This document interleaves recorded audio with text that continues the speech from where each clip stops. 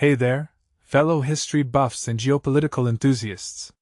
Today, we're diving into a story that's making waves in the world of international relations, a U.S. general's stark warning to the Pentagon about the country's naval capabilities. But this isn't just a story about military logistics. It's a window into the complex dynamics of global power plays and the ever-shifting balance of alliances. So, let's break it down. First things first, the headline. U.S. General warns Pentagon he lacks sufficient forces to protect Israel. At first glance, this might seem like a straightforward military logistics issue. But, as we peel back the layers, we find a much more intricate situation.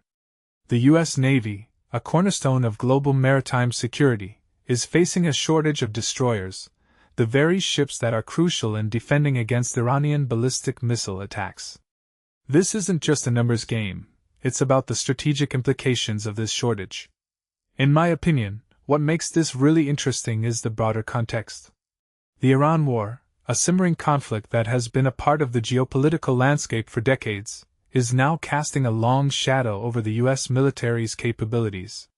The U.S. European Command, led by this top general, is now faced with a dilemma: how to balance the protection of Israel, a key ally, with the security of the U.S. homeland. This isn't a simple yes or no question, it's a complex web of strategic considerations. From my perspective, what this really suggests is a deeper shift in global power dynamics. The U.S., once the unquestioned maritime police of the world, is now having to reconsider its priorities. This isn't just about the shortage of destroyers. It's about the changing nature of global conflicts and the need for a more nuanced approach to security.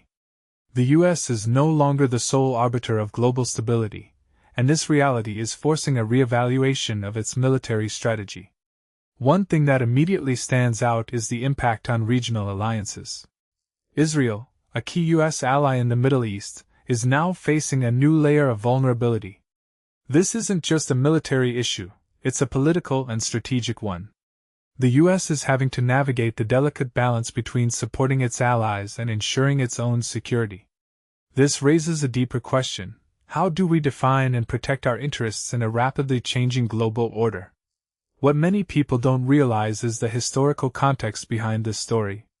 The U.S. Navy, once the most formidable maritime force in the world, has been facing a series of challenges, from budget cuts to technological advancements that have made it harder to maintain its dominance.